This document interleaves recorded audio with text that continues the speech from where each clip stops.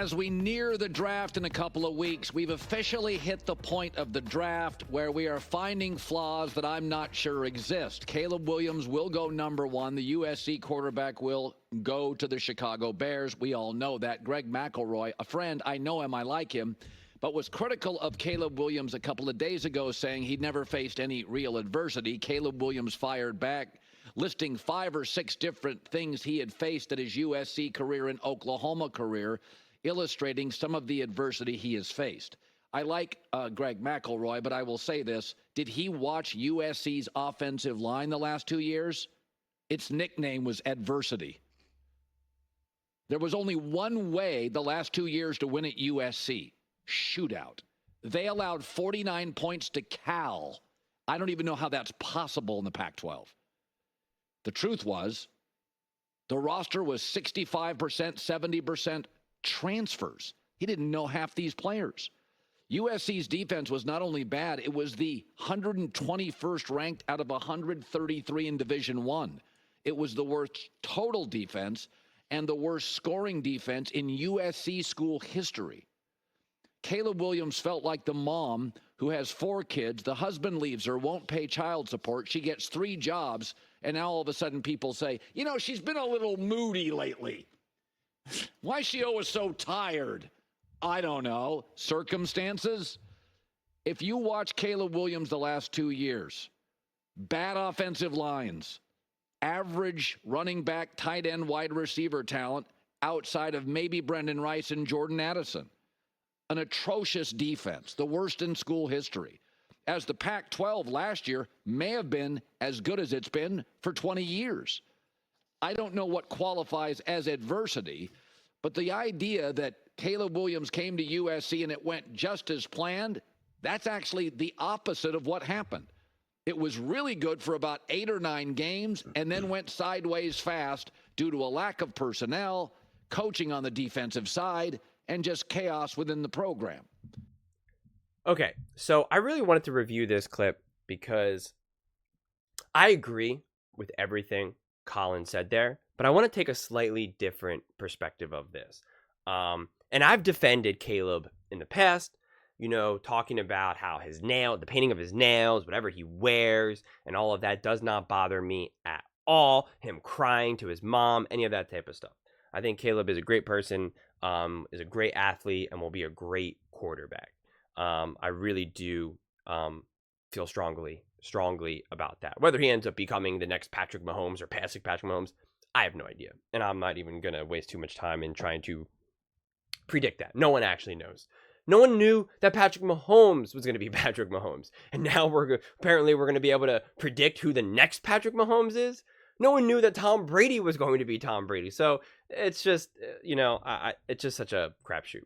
But I do think that it is somewhat, and I'm going to say the word concerning, but very loosely here.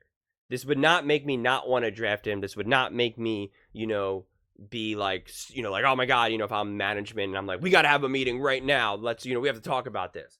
But it would be on my radar. And it would be something that if, let's say I am with the Chicago Bears and I have this power in that organization, I would talk to Caleb after we draft him. I like go for a walk with him and be like, all right, let's have a talk. Because I don't love that he clapped back, you know, that he ripped the comments, that he took to Twitter. Now, on one side, I get it. This is kind of this like downtime where it's like very weird. There's not a lot going on. He's not really able to do anything. Mark Sanchez has talked about this, like this time, even after you get drafted, before, you know, you report, there's just like nothing going on. Like you don't get any resources. There's like no one to talk to. It's almost like nothing happened. Like it's like a very, you know, weird time. And so I get it, right? Like, and there's a lot of nerves, angst. You just want to like get going, probably working out, staying loose and stuff like that. But, you know, it's just, there's just not a lot going on. But I would say, dude, you are at a point in your career, in your life, where you're about to be the number 1 overall pick. People are saying that you could not only be the next Patrick Mahomes, but maybe pass Patrick Mahomes, that you are literally like God's gift to this earth, and you're wasting time with takes about people saying you haven't faced adversity. And I'll give him the benefit of the doubt. Like I just said, there's a lot of free time right now. He's young, so it could be a generational thing. But I always reject that whole generational thing because it's like, well, you know what? Get over it.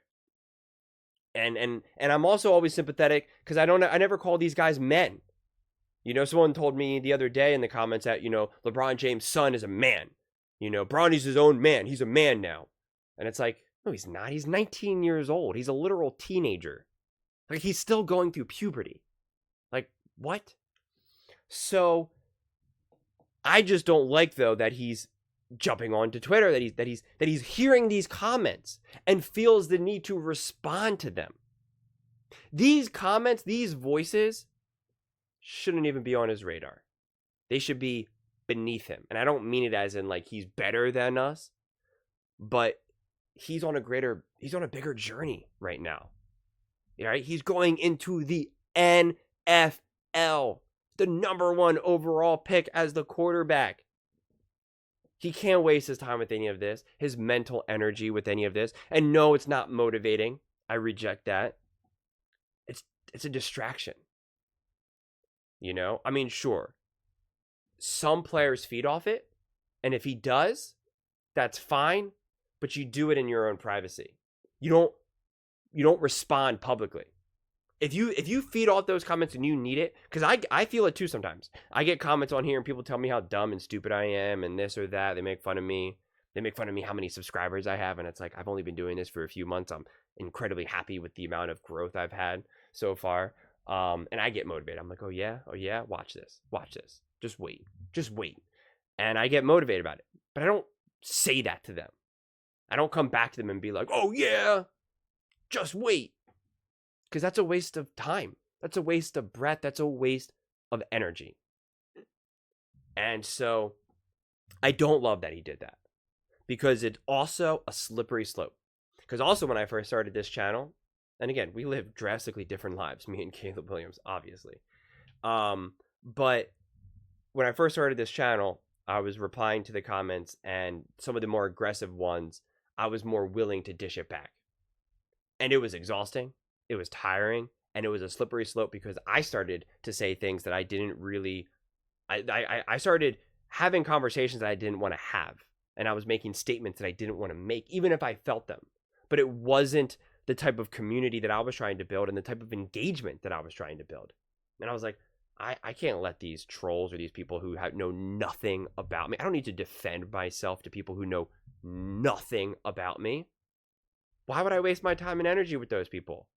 Let me focus on the people that actually like are engaging with this channel in good faith, who actually like are asking questions because they genuinely want to learn, or they disagree with me, but they want to disagree with me in a way that's actually like fun and interesting, where we both learn from each other, not just haters, trolls, whatever words we want to use at the time.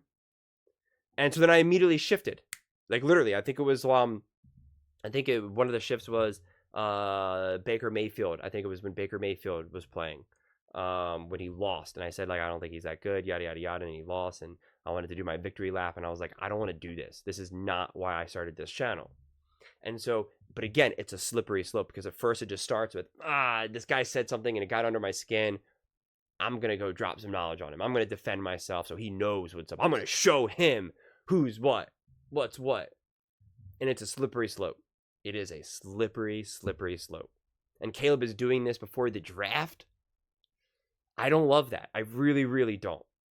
And so it's just like, if I, again, had any sort of power or influence over Caleb, I'd walk with him and say, dude, you have to just ignore all of that. All of it. It has to just be washed right over you. Who is that guy? It doesn't matter. His opinion is nothing to you. Means nothing. And if you give that weight, you will never get out alive. Because then when Stephen A says, you had a terrible game, well, then I guess that's true now. When Colin Cowherd says, you're amazing. Okay, I guess that's true, right? You're amazing. Ooh, but Nick Wright just said you're actually having a really bad season and you're overrated. I guess that's right. You get swung all over the place. So you have to actually let go of the positive and the negative in a lot of ways. You can't build your identity and your confidence based off of what people online, on TV, wherever, what their opinions are of you, you will never get out alive. And I think you can see this commonly if you haven't played professional sports or high-level sports. You could see this just in basic everyday life in your own life, whether it be like dating, right? For all you guys who are maybe single or remember what it was like, right? You meet someone, they like you, you're like, oh my God, they like me, and you feel so good.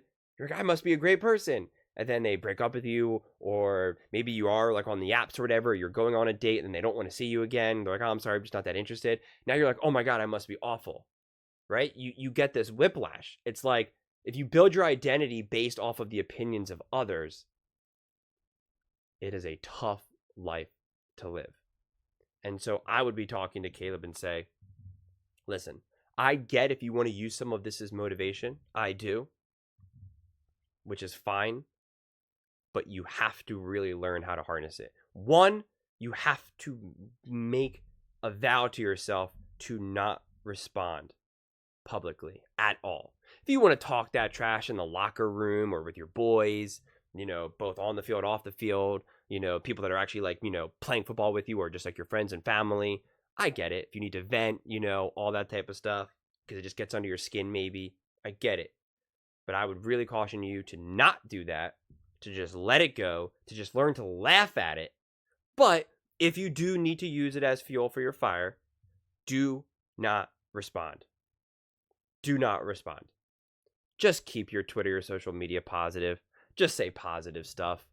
Retweet some, great charity, some MS Society charity.